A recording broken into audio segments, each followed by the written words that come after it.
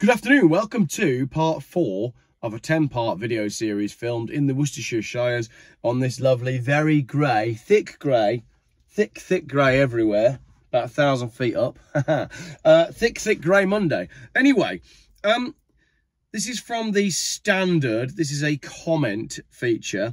Sadiq Khan's tax on paved gardens is a bulwark against toxic petromasculinity. This is the sort of article that has been written by a woman with very short blue hair. But let's dig into it. It's the hottest day of the year and London is baking. Just days before, it was raining so hard that water was flooding the streets. She doesn't mention geoengineering there. We know that we're going to have to make changes if the city is to survive our changing climate. Do a lot better if they'd stop messing with the weather. The London Climate Resilience Review, commissioned by Mayor of London Sadiq Khan and published this week, lays out the stark facts. Flooding poses a lethal risk to Londoners. Flooding poses... Stabbings pose a lethal risk to Londoners. Mobile phones being stolen by people on mopeds, that can also be a lethal risk to Londoners. I think, right, if you said to a load of people that live in London and understand what London is like in 2024, what do you think is more likely to kill you out of a list of things? I reckon a flood will be right at the bottom of the list. But again, it just goes to show like how brainwashed all of these people are. The London Climate Resilience Review, commissioned by Mayor of London Sadiq Khan. Do you remember when Sadiq Khan wrote a book called Breathe about clean air? And then he scheduled a book launch in Gloucester and then he had to cancel it because all of the anti-ULOs people caught hold of it and were getting involved in the protest. And he was so scared that he didn't even do his book launch. I remember that. It was last summer. We were going to take a caravan along. Anyway, one of 3 core policies identified or fast-tracking in the review is depaving front gardens, public and community spaces for water attenuation and to support wildlife. It's recommended that the new Labour government consider introducing stormwater charges for people who pave over gardens and incentives to remove paving. What? If you have a driveway that's got paving and if you've paved over a garden, then you're going to need to pay some tax. Right. Looking at my own shady bricked over front garden, struggling with weeds and litter drifting in from the street, I have to concur that an incentive to turn it into a nice absorbent moss garden is a brilliant idea. If we all dug up the paving and planted, some of that rainwater would be used to grow rather than pose danger, but not everyone seems so enthused. I don't have a problem with ripping up the paving and planting stuff. What I do have a problem is charging people tax for having paving. They're 2 different things. Plant some trees, Khan. Come on, Sadiq Khan. Do something. Do anything for the good of Londoners. I don't mind what it is. Just one thing. Just do one thing that actually makes London a better place. One thing. Plant a tree. And tree. Plant some moss. Come on, one thing that makes London better for Londoners. You anti-white, racist, disgusting example of a human being. He is a disgusting example of a human being. And still one of my most videos on my YouTube channel is Sadiq Khan walking along the street and there's a cyclist that just wants to ask him some questions and he runs away with his security guards and escapes in 2 Range Rovers, both of which are powered by petrol, and one of them is a £400,000 armed Sentinel Range Rover. He's an absolutely despicable example of a human, and there's no way the election was real. Sorry, I got carried away there. The reactionary response from the right. She's accusing anybody that doesn't agree with a tax on paving slabs as being far right. Who are these people? I'm telling you, they're like blue-haired, short-haired people and they go to pride parades. Is Sadiq Khan plotting to tax our driveways? Scaremongered the Daily Mail. Sadiq Khan backed plan wants to tax homeowners who concrete over gardens, blared GB News. It's the same anti-establishment petrolhead mood that has fueled pun intended, the backlash to Khan's ultra-low emission zone scheme. Roving gangs of middle-aged men using improvised IEDs to blow up ULEZ cameras isn't a funny sidebar in the news. It's a sign of something far more troubling. No, I'll tell you what is troubling. The fact that the whole of ULEZ is a scam and lots of people are getting stabbed in London. That's what's troubling. What isn't troubling is a clean air scam that is nothing to do with clean air and is all about putting up very, very dodgy cameras. Cameras that some people are finding have got far more technology than just taking pictures of old cars. Wait for that video. That's coming up later this week. Petromasculinity is the term coined by political scientist and probably another blue-haired person with short hair that goes to rallies, Cara Daggett, to explain the link between support for fossil fuels, climate refusal, capitalism and conservative masculinity. It's born of a nostalgic mid-century dream where men were men and cars were cars. Daggett uses it primarily to describe the phenomenon of climate refusal promoted by conservative white men in the US, but it's revving up here across the pond. What a load of total bollocks.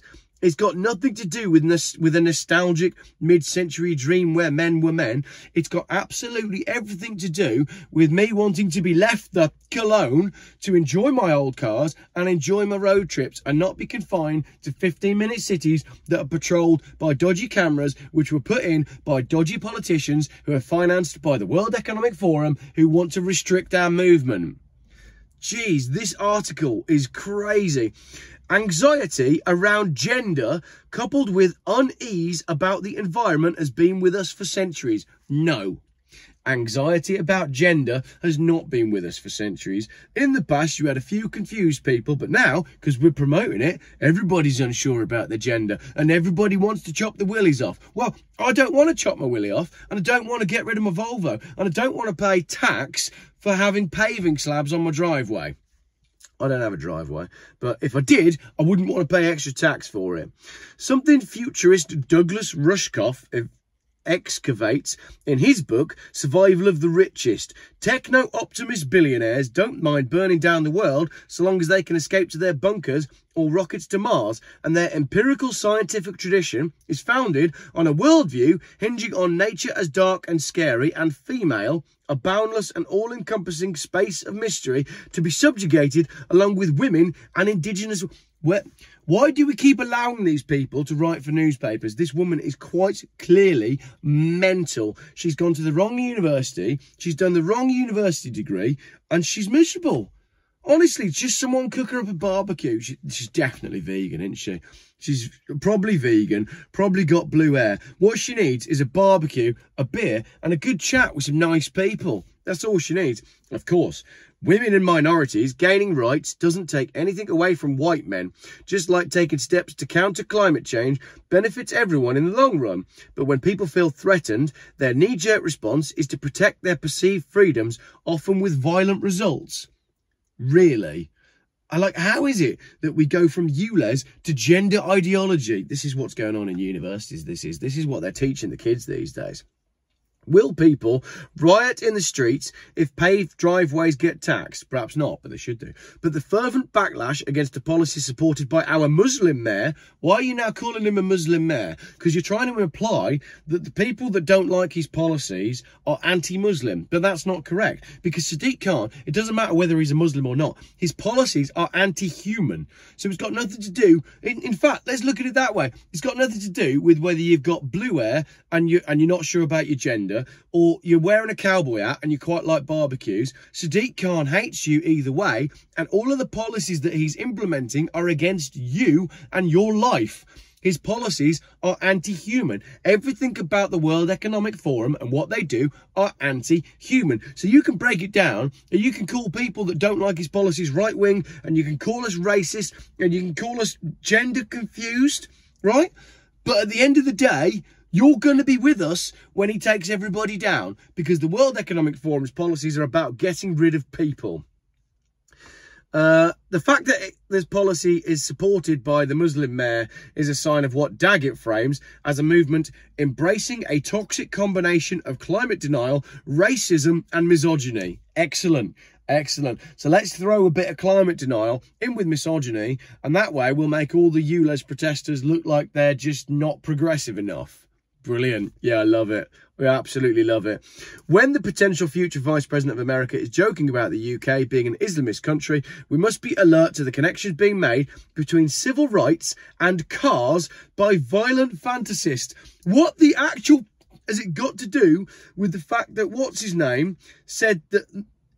What's that got to do with cars? This is insane. And I'm sorry, but Britain is an Islamist country. It absolutely is. I saw 2 videos last week. I'm getting hot. I saw 2 videos last week pop up on my Facebook.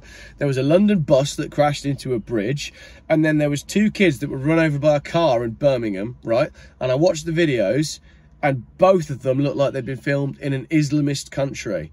If the car hadn't been driving on the right, and if the bus hadn't been red, I genuinely think that I could have been watching a video that had come out of some sort of third world backwater. So when the Vice President of America gets on stage and says, ha ha, Britain's an Islamist country now, I'm sorry, but he's got something to say.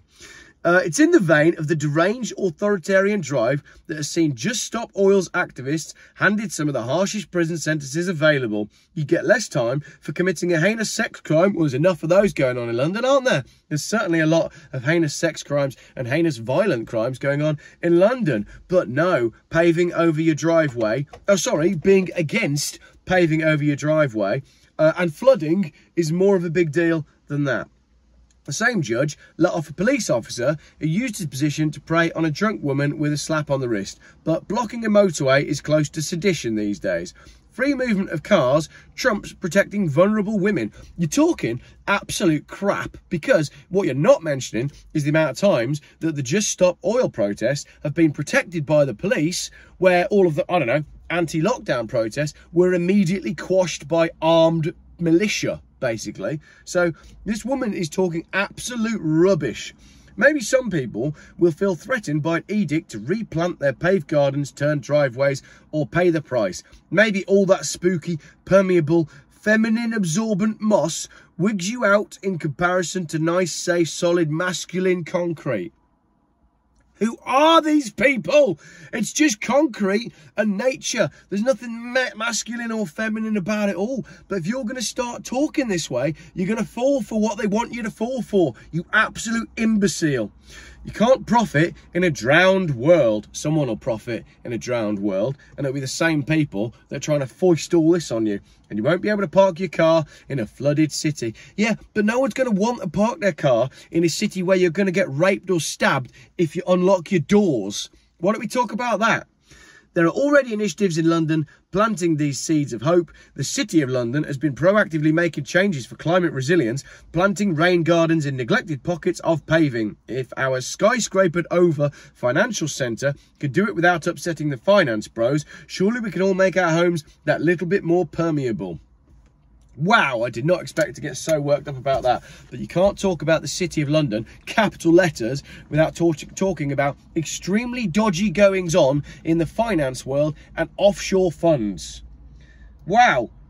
What? Who's letting these people write for newspapers? Clearly, the world has gone mad. Sorry for getting so worked up. Thanks for watching. Where are we going on part 5? We're back on cars with part 5, with an article about high prices and limited options, pushing cars to buy... not new cars, they're buying old cars instead. I'm going to stretch my legs.